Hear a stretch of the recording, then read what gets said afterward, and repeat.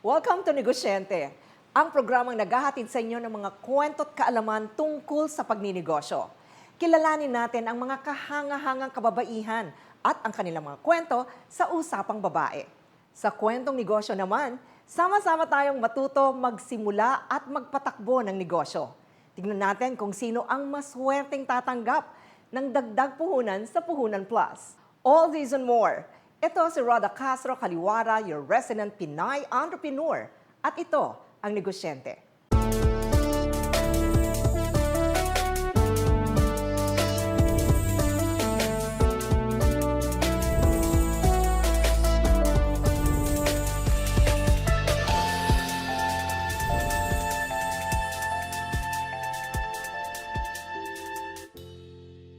Our guest for today is a very talented woman with so many accomplishments to her name.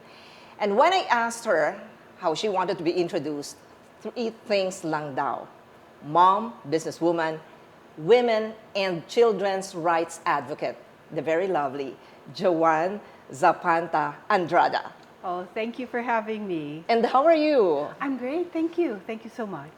There's so much to say about you. You are a former model, photographer, columnist, rifle enthusiast, and of course, you're the president of Zonta Makati and Environs. Zonta Club of Makati and Environs, yes. That is right. Okay. Yes. Tell us more about what you're doing. Ano yung paborito mo among the things na ginagawa mo? Well, of course, like every woman, I'd always say being a mother is the most important thing in my life. That's true, no? Pero dahil I feel na I was so blessed sa buhay ko na talagang gusto kong i-share yung mga blessings ko with other people. And so, as early as college, I really made it a point na I will make a big difference in the lives of yung mga kababayan natin. And so, since I was in my teens up to now, I have always been involved sa advocacy work, sa social work. And that's what I love. And you're very much accomplished. Meron pa bang kulang? Maybe time. I would like to have more time to be able to do more. Meron ka bang bucket list? And if ever meron, ano yung on top of that list? Napaka-ironic to, no? Kasi as very busy women, madami tayong ginagawa. True. No? Pero the funny thing is, in my bucket list, is that point in time na masasabi ko na nagawa ko ng lahat ng gusto kong gawin. Wow. And chill na lang. That I can probably work in a garden, you know, just relax, have a cup of coffee, na talagang wala akong plano, but I'm okay na. Parang, I've done everything that I want to do. Sa pagising sa umaga, ano yung nakaka-excite sa'yo? Because of the many projects that I'm doing and the businesses that I do, my schedule is full. But I'm excited about it. Excited ako. Hindi ako parang, ay gosh, why do I have to do that? No, I'm pretty much excited to do it because na-challenge ako. And each challenge na I accomplish helps me become better. And you are a women and children's right advocate. Yes. Meron ka na ba na-experience or na-encounter na matinding, parang ano ng puso ba? Oh yes, I mean, yung biggest project namin for the last 27 years is we have a psychological center for sexually abused girls. So lagi kong nakikita yung mga pumapasok sa center namin who were raped, who were trafficked sexually. And I have to listen to their stories. And talaga lahat ng mga storya nila is talagang very emotional. And I don't know how they do it. Ako talaga, hangang-hanga talaga ako sa kanila because they have to carry this, but somehow, at the end of their term with us, they can still find a reason to smile. So, that really weighs heavily on me kasi siguro sa tagal ng existence ng center namin, siguro we've already serviced thousands and thousands of girls. So, lahat ng mga storya talaga nila ay make a big difference for me, make an impact for me. Yeah. And just in case, may nakikinig ng mga nanonood sa atin ngayon who are abused, anong pwede mong sabihin sa kanila? Well, don't be silent. Okay? I am sure meron kayong relative or teacher or kaibigan that you can run to. Or if worst comes to worst, pumunta kayo sa Women's Help Desk sa inyong barangay or sa police. You should not suffer in silence. There are many people and institutions na available that are willing to help you. And you're one of them. Oh, absolutely. Now, if there's one thing that you wish someone taught you when you were starting out, ano kaya yun? I think the most important thing I learned na hindi ko natutunan when I was younger, precisely because I was younger, was things don't happen right away. Okay? And you have to be patient. And of And course, it takes time. Yes, hindi ko na-appreciate yun when I was younger because when you're younger talaga gusto mo mabilisan talaga, di ba? Exactly. Pero Full of energy. Yes, it's like now. True. but what I learned is sometimes the best things in life really take time. They take time.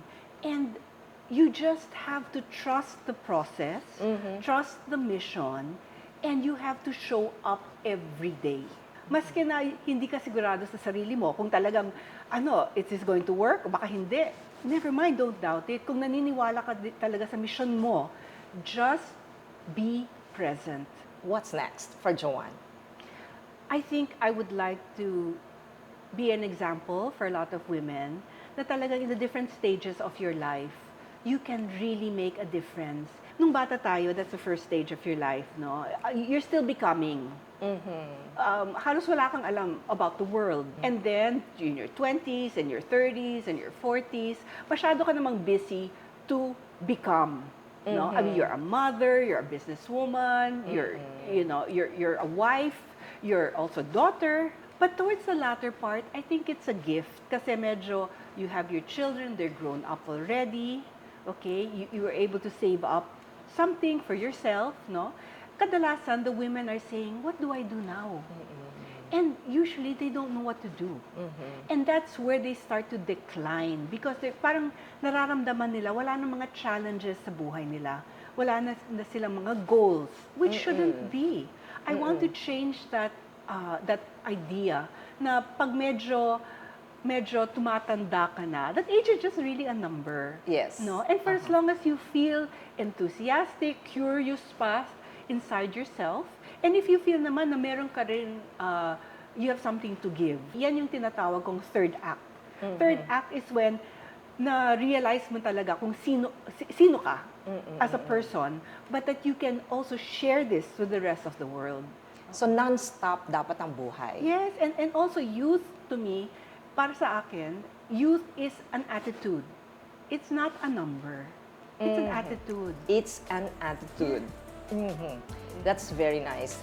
And thank you so much that you shared with us your story, your journey, and so many insights. Thank you so much for your time and thank you for guesting on the show. Thank you for having me. Isa na namang inspiring kwento mula sa isang successful na entrepreneur. Hatid sa inyo ng SM Supermalls. Brought to you by SM Supermalls. Hi, I'm Carla Zueta, and we are here now at Aperitif Cafe Mall of Asia. So Aperitif is a French company that started since 2016, and we started first online. We were purely a gift boxing, charcuterie business, and catering. And after the pandemic, we expanded into Aperitif Cafes. And it's such an exciting time for us because we have expanded to around 5 locations in just a span of 1 year. And Aperitif Cafes is a very exceptional, creative space for coffee and pastry lovers because it gives you that European cafe vibe. We have an amazing team of chefs, pastry chefs, savory chefs back in our commissary, and every day they bake the pastries fresh and deliver it in our stores. So we have our own gelato lab where we make our own Italian gelatos and a full range of pastries such as croissants, donuts, cannolis. We also just launched our Giga XXL croissant lately and a lot of cake cups. Here in our Aperitif Cafes, we have a wide selection of coffees and we're mostly known for cold foam selections. So the cold foam is a touch of creamy, frothy milk that's flavored on top of your coffees. It's either Americano or cappuccino base, and our flavors are so unique. We have tiramisu, banana cream cold foam, we have ube cold foam, a wide range of matcha creations as well. And we curate these on a monthly basis and we change it from time to time. So it's very exciting. Every time you visit the cafe, there's always something new. Of course, in the future, we would want to expand to savory meals, like a full-blown brasserie. SM has supported us from the very start. In our very first aperitif cafe is in SM Mega Mall. We have expanded to SM North EDSA, SM Mall of Asia. SM has been a tremendous help when it comes to creating brand awareness and hitting our sales target for growth this year. And we can't wait to expand more and open up more stores with SM Supermalls.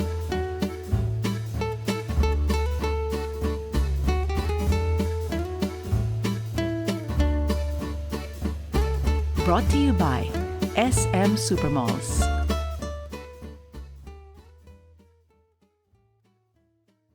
Kung galit ka sa alikabok at gusto mo'y parating malinis, baka hiyang ka sa business idea na ito. Hi, my name is Leslie. I am a lawyer, but I am a serial entrepreneur. I have opened a lot of businesses, but our focus now is Clean All PH. So Clean All PH is your premier cleaning company in the Philippines. We service Metro Manila and nearby provinces. So ang services ng Clean All PH is general cleaning ng house, condos, commercial establishments, restaurants, industrial din, mga factories, we clean that. So ang pinakamalakas na business ng Clean All is residential cleaning. So we have deep cleaning ng aming mga mattresses, no? Kasi alam mo, ang pinakamaduming parte ng ating bahay is not the CR.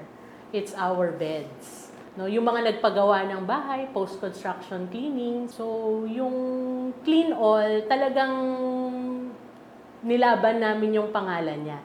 Clean All. So, if you need anything cleaned, Clean All yung tatawagan nyo.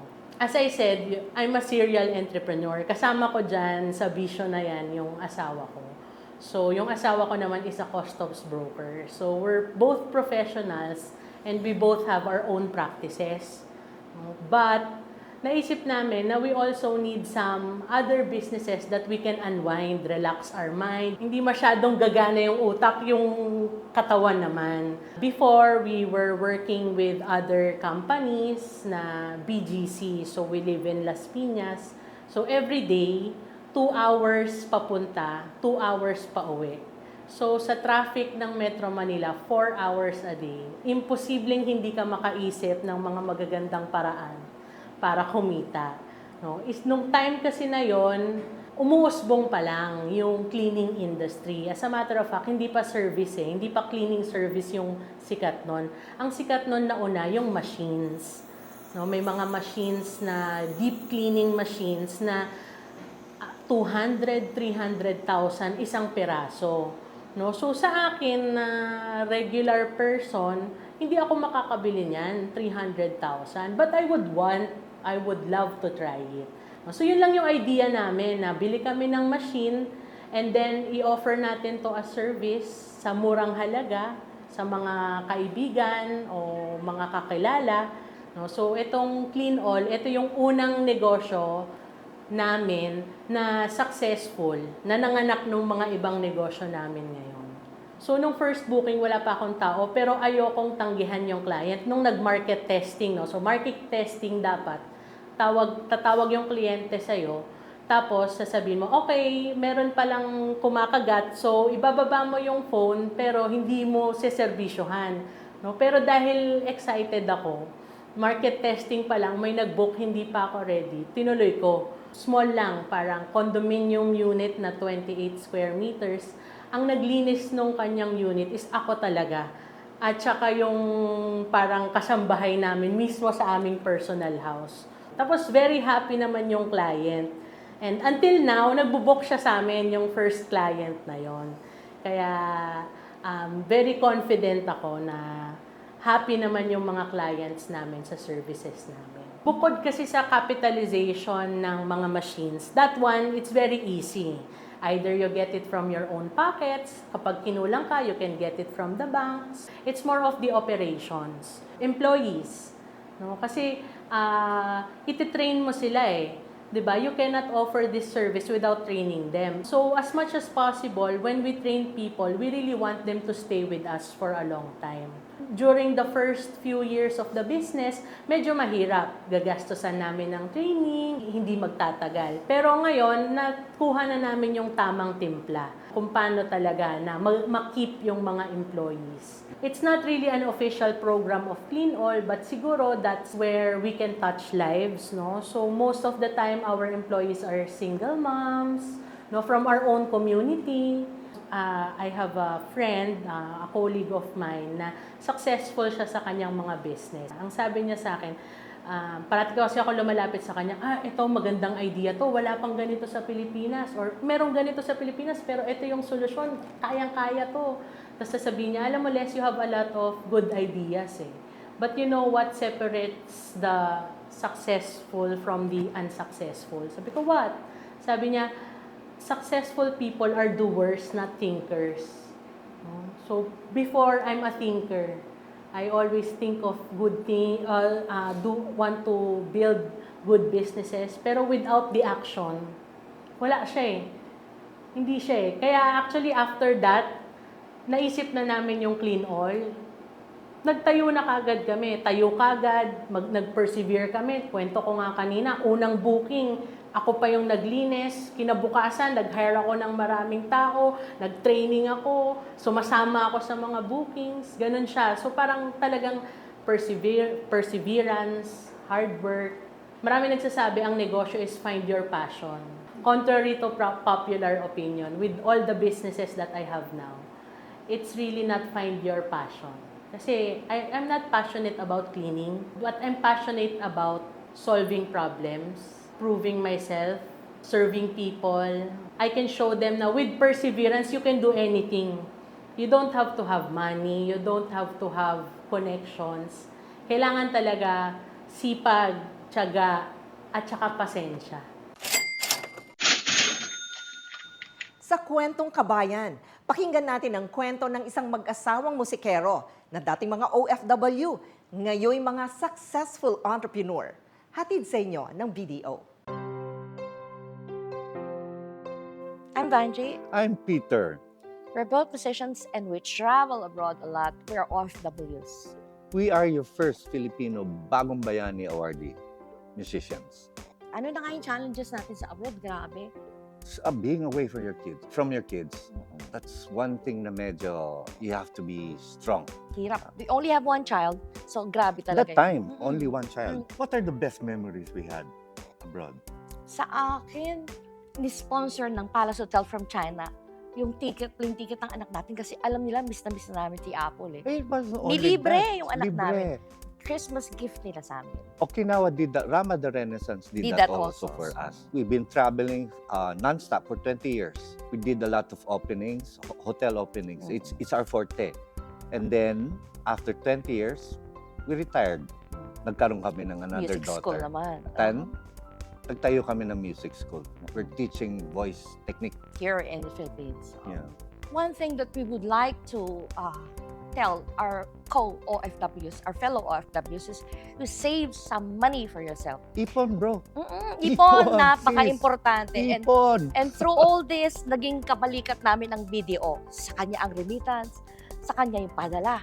Napaka-importante po nun. Time goes forward. It never goes back. Tatanda at tatanda ka. Make sure na meron kang pera. Meron kang pera. Hindi habang buhay nasa abroad ka.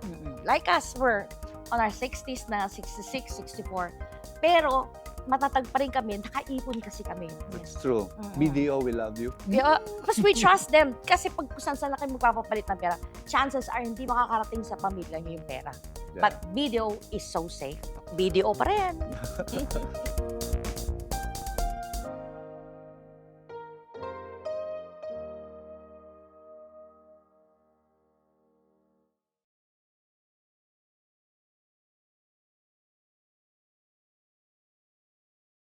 Saan na naman kaya pupunta ang negosyante para mamigay ng dagdag puhunan?